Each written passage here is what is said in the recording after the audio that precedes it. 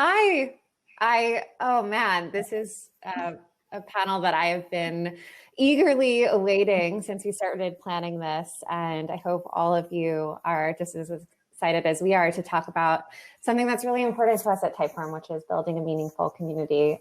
I'm honored to introduce Christine Werner. She's our Senior Director of Customer Success, and she's going to be facilitating this panel. And I'll let her take it away and introduce these four amazing female entrepreneurs.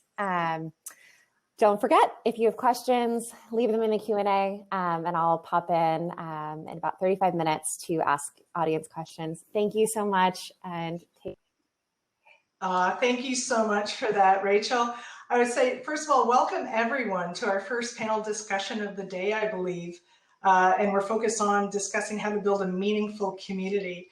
I'm your host, as Rachel mentioned, Christine Werner, Senior Director of Customer Success here at Typeform, which so aptly includes community as one of our pillars.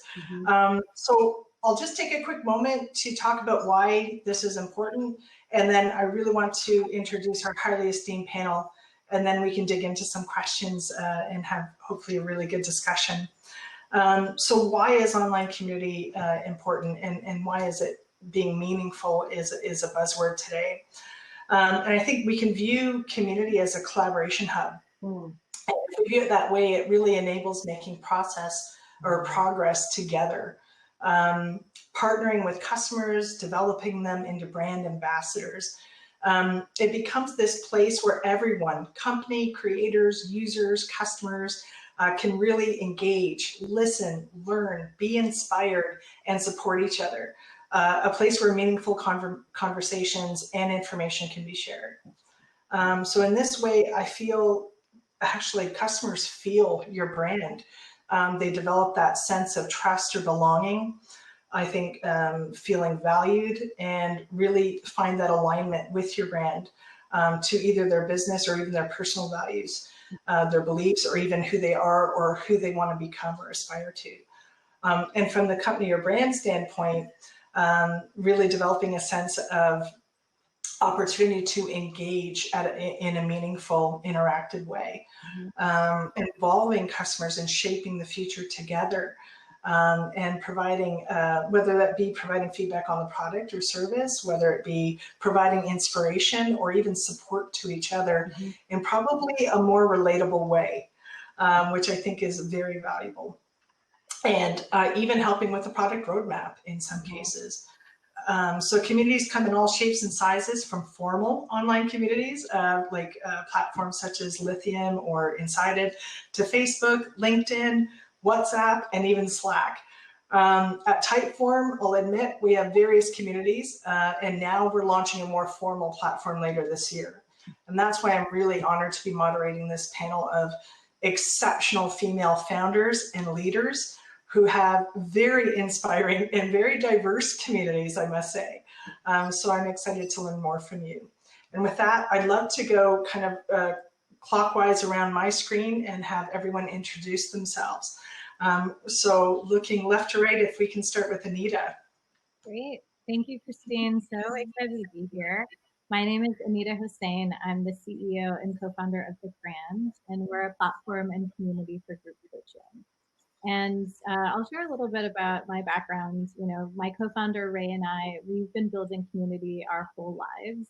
And for me, it started when I was a little kid growing up in Wisconsin. My family is from Bangladesh, and my parents, they got really far from home. And so the way that they built community is we would actually travel around the country performing Bengali plays, meeting other Bangladeshi families. And so for them, I saw just how powerful it was to have that community. They became leaders in that, and it instilled in me the desire to build community everywhere I went. And so even when I worked in finance, I launched a community for VP level women and below to get a sense of belonging and to have career mobility across the firm. And then when I went to business school, I noticed that people were stuck in what I call real-time talk. So things like, how was that test yesterday, or how was that party? And I wanted to help get them out of that. And so started an organization called Storytellers that allowed them to share who they are and what they value. It started small, but has grown to the largest organization on campus and really shaped the culture. And then most recently, when I was at First Round Capital, I was the head of knowledge there, and I designed hundreds of interactive experiences for our founders to connect and learn from one another. And I was really focused on the entire human journey of being a founder. And so once I was able to give permission for people to be vulnerable, then the magic happened. And people would talk about self-worth, self-identity, am I good enough? And would stay for 4 or 5 hours. And what happened is afterwards they would come up to us and say that was transformative. We realized it was because they felt like they were supported. And then secondly, they felt like they weren't alone. Someone else knew exactly what they were going through. And so Ray, my co-founder, and I, we saw this powerful model and the magic in it. And we realized, okay, this is just for founders and entrepreneurs. What would it look like for us to create a platform for people from all different stages of their career, all different ages and geographies to get that type of peer support when they're going through big work and life transitions? And so the Grand is unique because, it's a place where you can talk about the real things. We try to get people to move away from small talk and have grand talk. So talk about your loneliness, your anxiety, your fears, things that you wouldn't normally be comfortable talking about. We make that accessible, and that's what makes our community really powerful. Wow, phenomenal, Anita. I cannot wait to have get into a little more about some of those experiences you shared. Thank you. I'm going to move over to Treya. Thank you, Christine. I'm so excited to be here and hear everyone's story. It's such an honor and a pleasure. As you said, my name is Tria, and I co-created Make America Dinner Again, or MATA for short, with my very dear friend, Justine Lee, the day after the 2016 election. So that morning, Justine emailed me saying, I kind of want to host a dinner with Trump voters and non-Trump voters and have prompts that lead to something delightful and real. As a writer, I'm very interested in what motivates people, and I also had a past career as a wedding planner, so I was used to gathering people under emotional circumstances. So I immediately wrote back yes, and that's how MATA was born. The result of the 2016 election really devastated me, and part of what I was upset about was my own ignorance, because as I mentioned to you, I live in San Francisco in a liberal bubble, and as a woman of color, I suddenly felt unwelcome in my own country and fearful in a way that I hadn't felt before. And I know that fear can turn to hate, and I didn't want to carry hate around inside me. So it became really important to Justine and me to create a space where people could see one another, not as red or blue, but as human beings with a collection of life experiences that led to their beliefs. So our first dinner was 8 individuals all across the political spectrum. And since then, we've helped organize hundreds of conversations across the country, built 12 chapters, have thousands of signups through Typeform. So thank you, Typeform. And we have a very active online community that's been our hub since COVID-19. Oh, phenomenal. And I have to say, MATA, I'll buy that any day for sure. Thank you so much. And we'll continue clockwise to Maggie. Hi, everyone. My name's Meggie Palmer, and I'm the founder and CEO of PepTalkHer. So we're on a mission to close the gender pay gap. And I started my company and started building the PepTalkHer community several years ago now, maybe 5 years ago, I guess. And my experience, similar to what the other ladies have shared, came out of something that I went through myself. I had an experience of pay inequality. I found it very frustrating, very annoying, and also very illegal. And so my experience, the highs and the lows of that process of raising that with my bosses is what kind of led me to want to build a community where anyone going through a challenge in their professional environment felt supported, because there was a lot of information that I didn't have and a lot of tips and tricks that I didn't have at the time that if I had would have made things a lot easier. So we're all about, similar to the other guests, bringing people together to have frank conversations around pay, around negotiation, around acknowledging imposter syndrome, if anyone out there today's experienced that. So that's why we built the PepTalkHer community. We also utilize Typeform because it's a lovely UX, unlike a lot of the ugly competitors out there. So we invested very early in using products that had a great experience for our community, because I think particularly in this virtual world, if we can't be in person having events, the experience virtually is so important. And so that's what we do. We help supercharge people's careers and help them know and ask for their value. I love that. Oh, Maggie, that's phenomenal. Thank you so much for joining us on the panel today for that. And last but definitely not least, I want to turn it over to Alicia. Hello, everybody. And thank you guys for having me. I'm so excited to hear everyone's story. Honestly, as you were going through it, I was just like, wow, inspired, genuinely. Yeah. So my name is Alicia Ferguson, and I am the CMO of CurlMix. So CurlMix is a natural hair care brand. And what we really do is focus on simplifying your beauty routines to really help you get the best wash and go ever.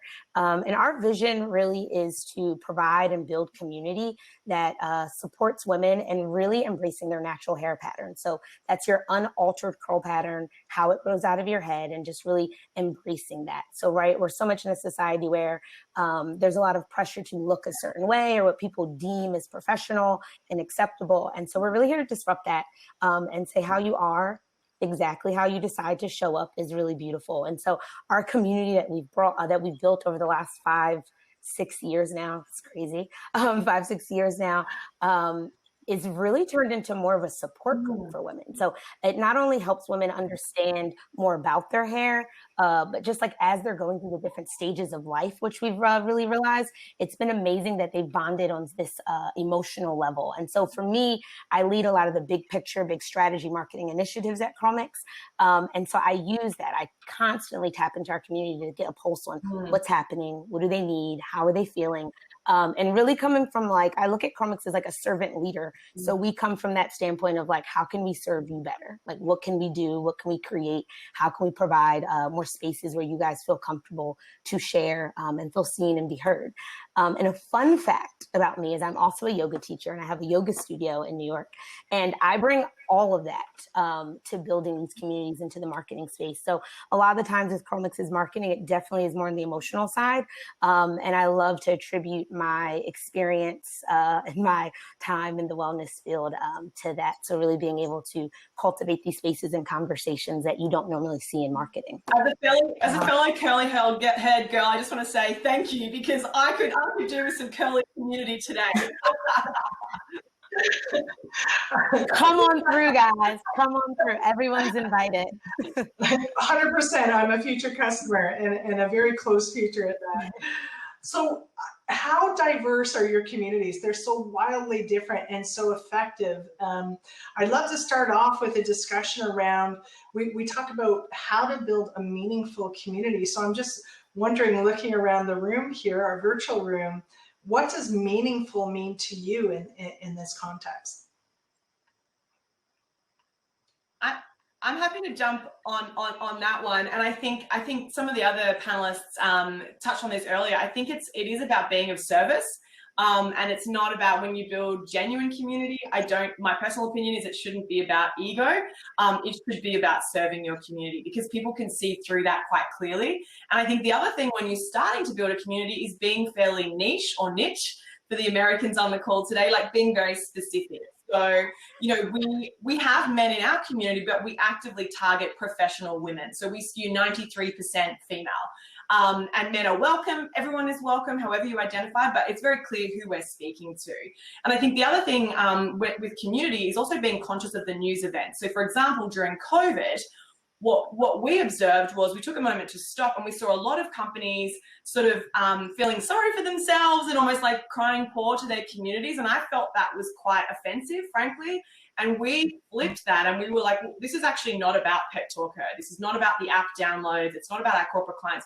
This is about our community, and everyone's struggling, right? And everyone needs help and support. So how could we fill that void? So we started doing daily power pep talks just to create interesting content at the start of COVID, before we were all zoomed out. But it's that mindset of serving, because I think in the long run, your community will thank you for that, and they will be loyal as a consequence. That's amazing. Anyone want to add to that? Yeah, I'm happy to share. The way I think about meaningful communities is really creating this strong sense of belonging. And we do that through shared experience. And it's really about a community of people that really care about each other and feel like they belong together. And the way we do that is through our product called the Grand Quest. And so it's a 12 to 14 week group coaching experience. And what's really important is the consistency and the structure. And so our groups meet every other week. We have a consistent opening and closing ritual, and so you get used to that structure and how to show up. And then we also curate groups around shared topics. And so right now we have a quest on making a career transition and one on becoming an effective manager. And what's so powerful about that is you can raise your hand and say, okay, that's for me. You don't know who else in your community is going through that, because you might not want to talk to your coworkers about it or your family about it.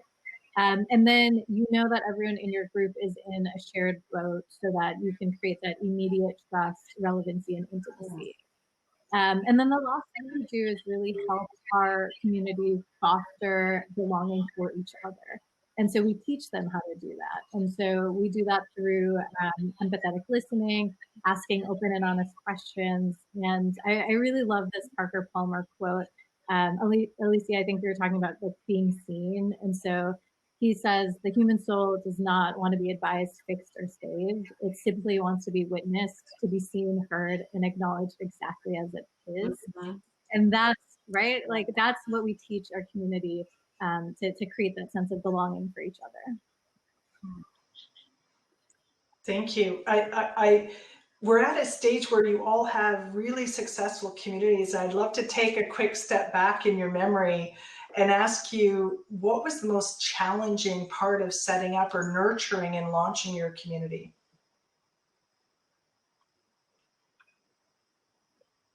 I'll jump in here. I would say it wasn't necessarily a challenge. The community came from a sense of people actually writing in and struggling with how to use the product specifically. And so we've kind of looked at it as an opportunity, a learning opportunity to have more of a one-on-one conversation with our customers and really like hop in there and troubleshoot. And so by byproduct of that, they just kept asking for different things. And they're like, well, we want to see it. We want to see it live. You said it's best in the shower. Someone go in the shower now and show us. And we're like, okay. And so our CEO start hopping in the shower every Wednesday and start doing her wash and go. And again, I think that's one of the best examples, like we were talking about, like that servant leader. And so the idea of Chromix and the community was really self-directed by the community.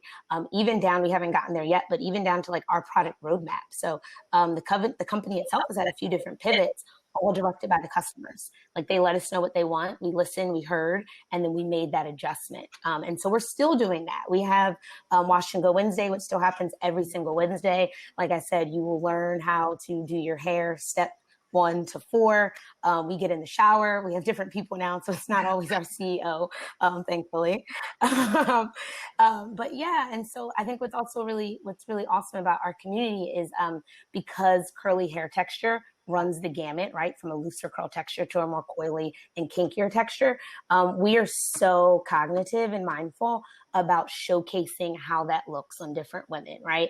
And so making sure that representation is actively out there in our marketing, in the images that we put out forth, like in the blog pieces that we're writing forth. So we are targeting women. I mean, men are welcome if you have curly hair. We call them curl daddies. If you're a curl daddy, you're welcome. But we do gear towards women, but more so. But we really do focus in on just like having everyone be seen, like I said, be heard, and making sure that we're supplying enough information for everyone's hair type in our community. Awesome. You touched on something that I'd love to probe a bit further, yourself or your fellow panelists. And that's, as you grow your community, how do you maintain its integrity and ensure it's diverse and inclusive?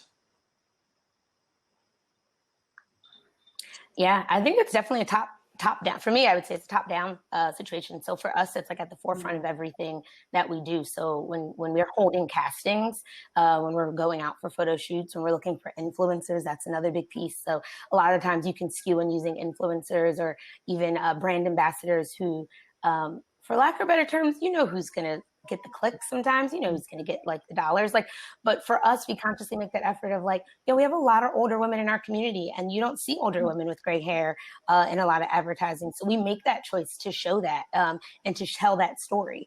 So I definitely think it's like a top-down situation. And so people do feel when you see spaces where you're reflected, then you do feel more comfortable to show up. And it doesn't feel like there's a barrier to entry. That's amazing. And it's interesting that you called out ageism as well, because that's one that's often overlooked. And I think it's very interesting because there is no age limit. Everyone's online now and everyone's using community. So it's important that it's all inclusive. And that's outstanding that you mentioned that. So from a product standpoint too, you really accommodate that with your customers, Alicia. What I'm curious about is others. When we talk about example, the Grand, Anita, I'd be interested to know if you have challenges along the same vein and how you, again, keep that diversity and inclusive environment and integrity. Yeah, I think for us, it's really about being explicit about the type of community that we want to gather and build. And so once you tell the initial members of the community that, we want that representation, they're able to refer people in their networks and bring that diversity. And so not only, are we gender diverse, we have people of color, we also have the age diversity that Alicia was mentioning. And that's what makes our community even richer. And so I'm thinking about one group in particular there, and we have 8 different countries represented. And so because of COVID and putting our platforms online, we were able to just reach a much broader audience. And so I'm thinking about a group right now. There is someone who works in product management in Shanghai, and he's in a group with a woman in New York who's in her mid-60s, and she is an attorney who just recently decided to go to seminary school to think about, okay, do I want to become a minister, or do I want to use those skills to practice a career in social justice? And they would have never met otherwise. And so just to be cognizant about how much richer their experience is because we were able to put them together. And so it's really important for us to curate that diversity in not just our community, but in each of the groups that we curate. I love that. Through diversity, you create unity. That's so powerful. And so it begs the question for Mata, if you had similar issues and how you foster that inclusive environment. Yes, absolutely. All of this is resonating so much with me. Diversity is a challenge for us, but also the most important thing, because people are drawn to the idea of Mata with the promise of meeting someone who's different from them. So our first dinner was actually covered by NPR, which meant that our first signups were sort of the typical NPR listener, which happens to be mostly left-leaning, seemed to be mostly white, and a little bit older. We weren't really getting college kid signups from that. And as we know, politics are affected by so many things like age, as we've talked about, and location. And we really wanted to figure out, how do we get other people to sign up? So one thing that really helped us was getting coverage from other media, cooperating with places that we might not normally or might not know about. So Justine and I made a few appearances on the Glenn Beck show, which was very scary for us at first, but we got a lot of right-leaning signups through that. And Typeform, again, was really instrumental in making sure that our small group conversations were diverse, because we used Typeform to ask people if they were willing to tell us their age range, gender, or any other perspectives that might influence how they think about the world, whether it be race or religion. And we felt it was really important when selecting small groups to get as much diversity in that group of 8 people as possible. Because going bigger, a talk with 20 people or 100, not everyone's going to have a chance to be heard, but under 10, we felt was sort of the magic number. So our challenge was really getting diversity in a small group situation and then growing from there. That's really powerful. Maggie, did you want to add to that from your perspective? Listen, I can't wait to attend and make America have dinner again. Dinner. I'm just delighted about the work that you're doing and having phone banked for the last sort of 10 days before the election. I really see the need for your business, and I'm really excited to get involved, and I'd love to help support you. I think diversity has to be at the forefront of everything that you do now. Firstly, because it's the right thing to do, ethically and morally and for the sake of our society. But secondly, frankly, it's good business, and I think that we know that conversations are richer when there are diverse perspectives. And as a business owner as well, you want to have people from all sorts of backgrounds learning and sharing from each other. It's something that I think it comes from the top down, I think, as well. So I think the leadership team of any company or any community or a startup have to be very intentional. And, little things, if you're a leader, you can not go or not agree to speak at conferences or panels where everyone looks like you, where everyone's all white, for example. Like, I think it's really important that we step up as leaders and ask hard questions.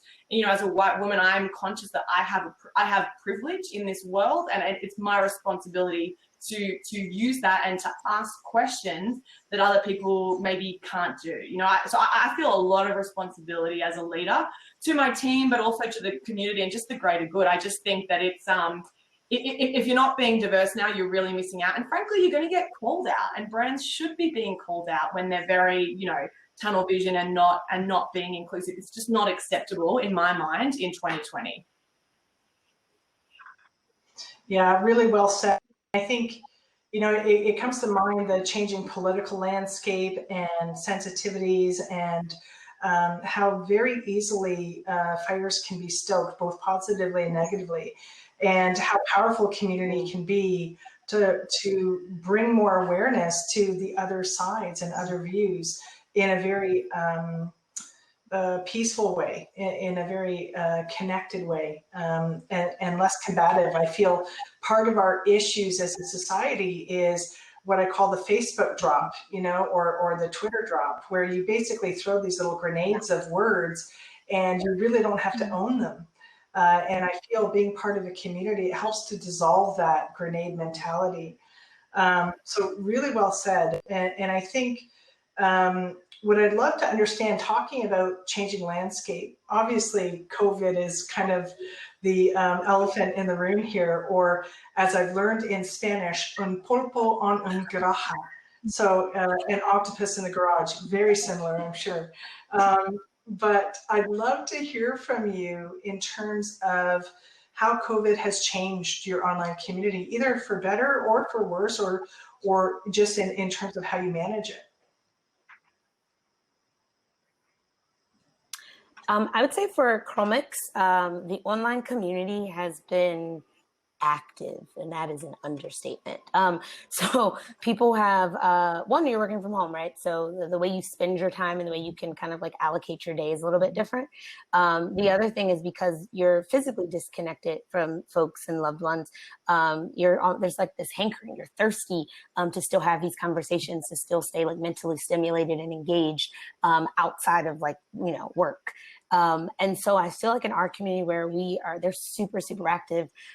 We've seen it almost triple since COVID has started. And so what's really awesome about the Chromix community is they become their own brand advocates. They become customer service for us. They're in there like really like, oh my goodness, that sold out. You didn't get it. Send me your address. I'll send you, I have extra. So they're honestly in there just championing each other. And so not just with hair related things, it gets into, like I said, we have an older community as well. And so a lot of the life changes that happen is getting older. Maybe there's hormonal situations that happen that are affecting your hair. And so they're doing the research for each other. They're really providing this like backbone of support, which is like, it's honestly so beautiful to just like pop in and witness. And sometimes we don't even need to guide the conversation. They're doing it. And they're kind of like, we're just taking our cues from them sometimes at this point. So I would say for us, it's definitely become way more active, and it's just giving us a bigger sense of responsibility on how to like really cultivate this, right? How to keep it going and how to like expand it and grow it further into other parts of our business. Wow, phenomenal to hear. And actually, it makes a lot of sense, right? Even the simplistic things of lockdowns and not being able to actually go out and care for your hair through a professional. I mean, what a help that is for folks, and sharing those, what I'll call hacks for a better term, but I think in terms of hair, I shouldn't say hack anyways, but that makes perfect sense. Anyone else? When you throw hack on the word, it's one of the best search words for YouTube. So feel free, hacks. Yeah. I'm sure I'll get me as a first result. It's all good. Anyone else want to jump in and add to that? Really quickly, we were mostly based in person before, so it's been a big change. We've been entirely online since March. Our Facebook group has become super active, as Alicia says, hers has. And we've also started partnering with Living Room Conversations, which is a wonderful organization with a mission in alignment with ours to do Zoom conversations. And we're really finding the value of building meaningful community, not just between individuals, but among organizations that are doing similar work, and not seeing one another as competitors at all, but just as teammates. So Justine is our head of partnerships and has done a great job with that. And she now works as a contributing partner at Living Room Conversations as well. So in that way, our community has actually been able to expand during COVID-19. Wow, that's phenomenal, and a huge feat, to say the least. So that's really good to hear. I'd love to hear, I'd be interested to hear from you, Maggie, in terms of what's changed. I can only imagine it's actually grown in this. Yeah, and I think this is one of the fortunate things, I suppose, about running an online business to some extent is that when out of the blue disasters like COVID happened, yes, it affects us, but we were able to pivot quite quickly. And so my team has always been remote. We've always worked from home. So I'm based here in New York City. I've got someone in San Francisco. I've got team members in Australia, in Asia, in Denver. So we always were set up like that. We have systems in place that allow us to work virtually. So that was easy from that transition. But I think from an economy perspective, it was challenging in some ways with some of our corporate clients because we monetize through working in-house with Fortune 500 companies running training programs for their staff and their women's networks. But actually, I was kind of freaking out. Not gonna lie, I had 48 hours of a freak out. I allowed myself that. And then what we saw was customers were like, we need to support our staff. They're all at home.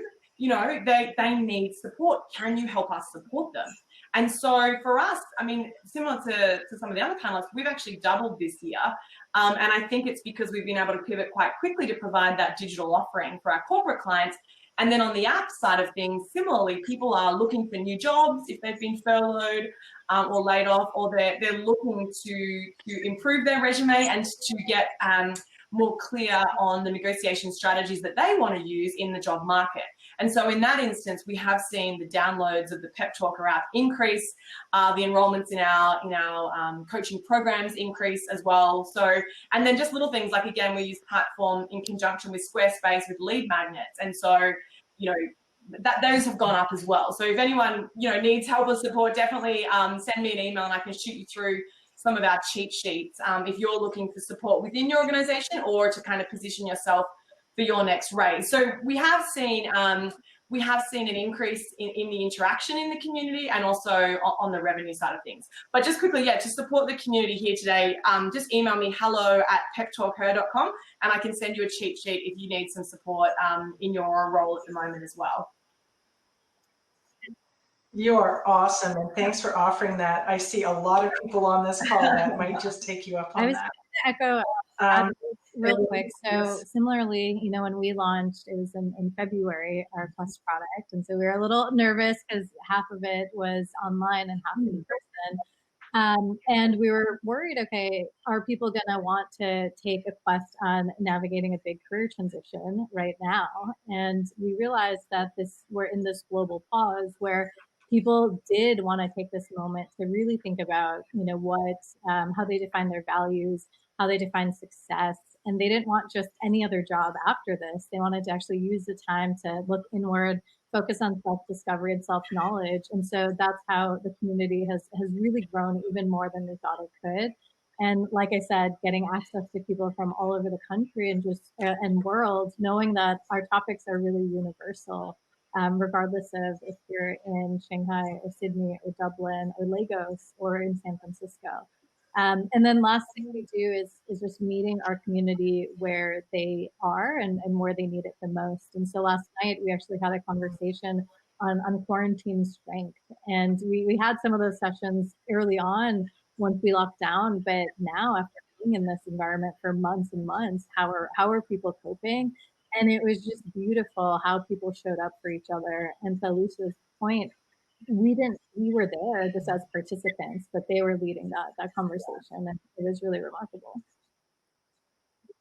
That's amazing. I see we're running down the clock.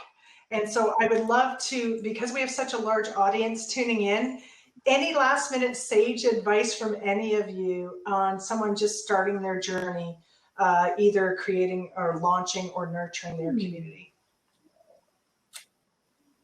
I would say the first thing is just build with your community. And so, take the feedback from the community and do a lot of experiments and call them experiments and tell your community about that.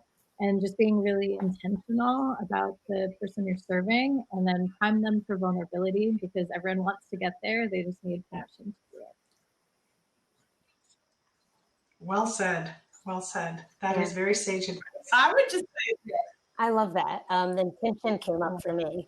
I was going to say, I'm just going to piggyback off what you said just a bit, but I would say first, just get really clear on like what your vision is. And so what type of like community that you want to really cultivate, like how do you want people to feel in that community? Like what do you want them to take away from that is what I would say first. And then just start. Like I feel like we get so caught up in like what programs we're going to use, how we're going to like execute on it. It's just like get clear on the vision, write it down, make it real, and then go. I love that. I think, leaping. My favorite quote is leap and the net will appear. And I feel like that's what you're saying. It's like start before you're ready. Put your nerves to one side, put your imposter syndrome to one side, start that website, start that Instagram page, get people following you. Just start, or send out an email to 10 friends. It doesn't have to be massive. Break it down into something that you can do today and just get going. And meanwhile, I just want to follow all the ladies on this community. I hope that someone can share their Instagrams, because I need to follow you all. And we would love to stay in touch for sure. Likewise. I love this panel. We should take it on the road. Tria, I want to make sure that you Awesome. have time to share your sage wisdom. We're not going to have time for audience questions, but after Tria, I'd love to do another round. And can you all just share, how we can join your community? What's the best way to access? There's a ton of enthusiasm and excitement throughout this panel around joining these experiences. So, Tria. Sure. I think Maggie really said it before, talking about putting the people in your community first. And I think that's the best wisdom that I can offer, that think about what people in your community want and need, and exercise your empathy and imagination to engage people.